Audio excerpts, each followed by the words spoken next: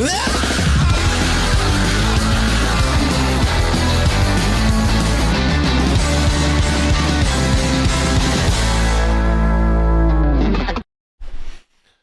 mon rôle de la bolotte, bonsoir. Mesdames, messieurs, bienvenue à Revue Live. Et oui, ce soir, j'ai mis ma plus belle chemise. Juste pour vous. Juste pour vous parce que on va voyager ensemble. On s'en va à Hawaï. Oui. On s'en va à Molokai pour être plus exact. Et on va vivre une grande aventure. Oui. On va rencontrer Donna. Ça va être magnifique. Je vous le dis tout de suite, à peine commencé, déjà ému. Autre sujet, putain, mais moi, le monde, ils me font rire des fois. Citizen Vigilante. Le nombre de gens qui m'ont demandé de faire une vidéo sur ce film-là. À un point tel où je me demande si les gens ils ont vraiment regardé le film, quoi.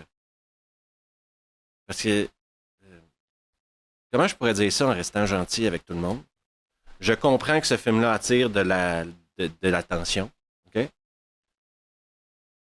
J'en reviendrai à ce sujet-là plus tard. Mais ça reste un film de Uwe Boll. Est-ce qu'on peut juste prendre 2 secondes pour se dire les choses? Uwe Boll, ça faisait 10 ans qu'il était disparu du public et il cherchait une raison de revenir sous l'œil du public. Et il en a trouvé une. Faire un film sur un sujet hyper controversé, puis ça lui donne enfin l'attention qu'il n'a jamais réussi à avoir avec ses bouses et ses nanars qu'il a fait avant. Enlever le... Déjà OK, mais déjà, Franck résume bien mon opinion. Non, mais Uwe Boll, quoi. C'est un film. Je remercie Caliz d'avoir pris un abo. Merci beaucoup, Caliz. On s'approche encore plus de Terminus. Merci.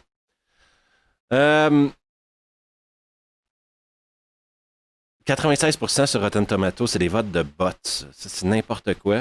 Et il ne faut pas oublier non plus que c'est des... Voici mon opinion, OK? J'ai vu le film. C'est un mauvais film.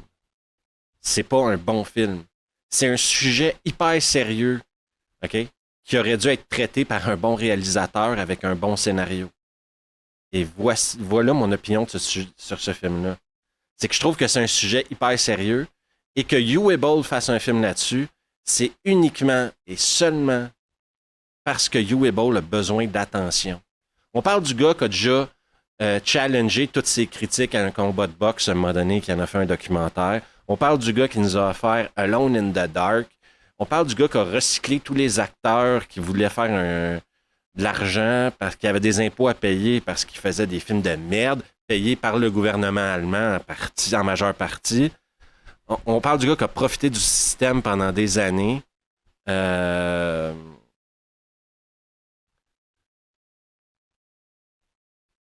Chaque mois qu'il envoie de la merde, là, on s'entend, là, il envoie de la merde dans une semaine chaque mois, là, il s'est fait chier. Exactement. Tendance Instagram, fait divers. C'est un tweet. C'est un tweet sur X de 1h30, quoi. C'est super mal c'est super mal filmé, quoi. C'est vraiment nul à chier, la réalisation. Et moi, ce qui me fascine à travers tout ce que je vois, c'est que là, tu as des YouTubers qui n'ont jamais vu un film de Uwe Boll de leur vie, qui disent que c'est un film important à voir et à tout. Non, c'est pas un film important à voir. Allez voir Death Wish, c'est plus ou moins la même prémisse. Allez voir tous les films, toute la filmographie de Charles Bronson, c'est du film de vengeance comme ça.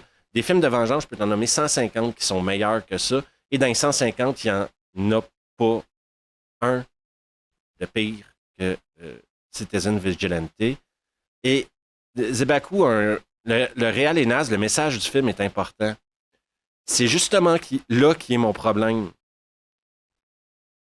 Vous allez utiliser un film de Uwe Boll pour faire passer un message. Uwe Boll! pour faire passer un message.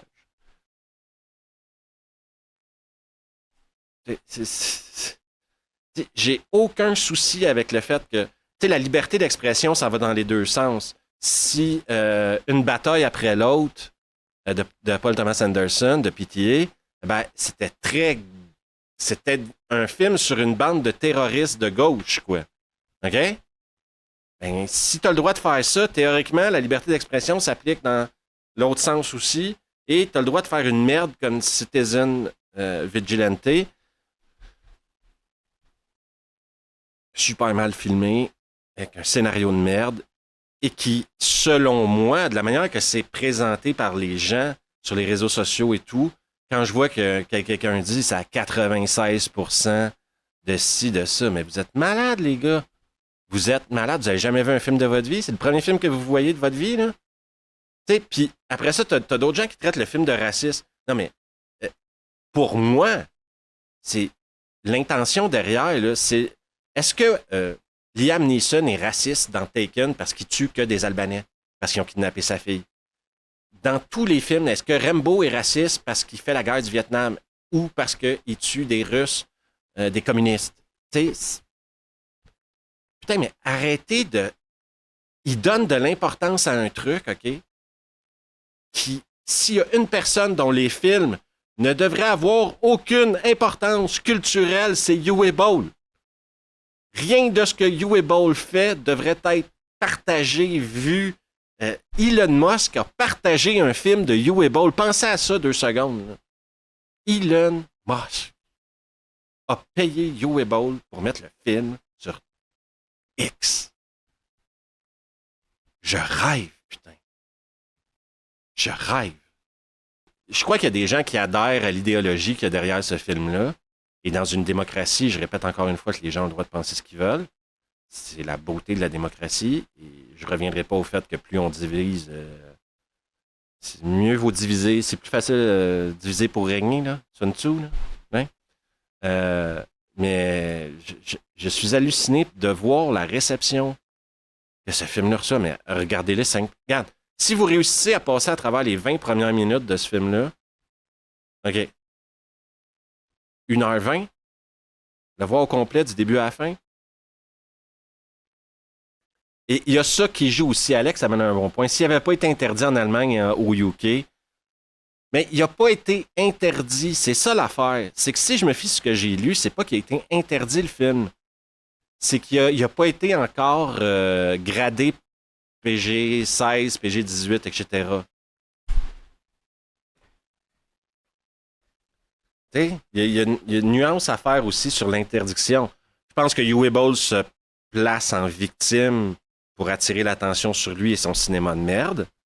Ça, c'est tout à fait logique. Mais moi, ce que j'ai lu, en tout cas, Alex, sur des médias relativement sérieux, le film n'est pas banni. Le film n'a juste pas encore reçu sa cote. Ouais. Qui est comme 18 ans et plus, puis c'est un film qui devrait être 18 ans et plus, parce que le message qui est envoyé dans ce film-là demande le jugement d'un adulte pour être capable d'utiliser ton propre jugement à toi aussi pour te dire est-ce que ce que je vois, c'est logique ou quoi que ce soit. T'sais, je crois que c'est un film qui devrait être 18 ans et plus.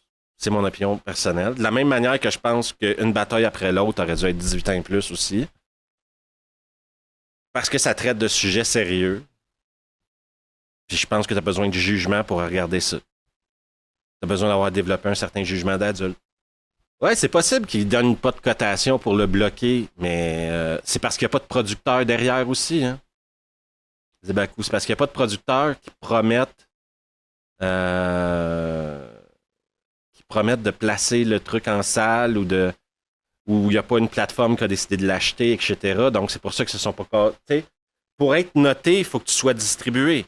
Si tu n'as pas de distribution à ton film parce que ton film, c'est une merde,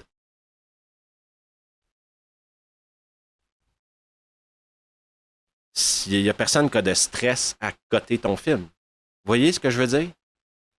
Pour coter un film, il faut qu'il soit distribué. Le film en question, il n'est pas distribué. Ça, c'est de l'intox. C'est impossible que ce film-là ait ramassé 100 millions. C'est impossible. T'es en train de me dire qu'il y a plus de monde qui sont allés voir ce film-là qu'en tout cas.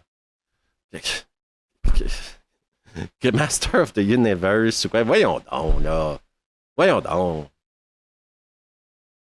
Merci de m'envoyer de la bite, Franck. Merci beaucoup. Et quand on me donne de la bite, je dis merci. Je remercie également Rockmout d'avoir offert un abo à Boudzine. Donc, merci Rockmout. Il y a du monde ce soir, je me demande pourquoi. Ah oui, c'est parce qu'on est supposé de regarder un super bon film ensemble qui s'appelle Piège mortel à Hawaï. N'ayant pas généré de recettes significatives au box-office, son modèle de rentabilité repose sur d'autres plateformes. Oui. Zebaku n'est pas complotiste, mais n'ayant pas généré du live toujours sur Double Dragon. Ah oui, j'ai oublié de changer le titre du live, pardon. Comment je pourrais dire ça? Vous allez entendre plein de trucs sur ce film-là dans les prochains jours. Je pense que le film a plus d'attention que le dernier Spielberg. C'est pour vous dire à quel point on célèbre la médiocrité des fois. Et si ce serait un bon réal qui aurait fait de cette histoire-là quelque chose d'intéressant à regarder, et c'est quelque chose de structuré, quelque chose de visuellement intéressant, une narrative qui va plus loin que le raisonnement à 2 balles, je pense que le message qu'il y a dans le film, c'est un message qui mériterait à quelque part d'avoir un film de qualité. Mais jamais vous me verrez faire vous me verrez faire de la promo d'un film de... Vous me verrez jamais faire la promo d'un film de Uwe Boll, surtout pas d'un Uwe Boll en manque d'attention qui est prêt à vendre sa mère pour recevoir un peu d'attention des gens. Là. Ça me jette sur le cul. Ouais, il y a beaucoup de gens qui disent que le dernier Spielberg est vraiment pas ouf, hein, Jopo. C'est vraiment un truc qui revient un peu partout. Le mec vieillit, hein, il a peut-être plus la même énergie, puis la même... Qu'on le veuille ou non, la motivation pour les réalisateurs, c'est important. C'est le désir d'avoir une histoire à raconter, de faire... Tu penses au Spielberg des années 80, il voulait raconter un Indiana Jones, il voulait faire ça, il voulait faire un E.T. l'extraterrestre, Shark, il y avait des trucs... quand il a fait son film Jaws, il y avait des trucs à prouver. Là, il est rendu à l'âge où il n'y a peut-être plus rien à prouver, où il sait que son meilleur cinéma est derrière lui.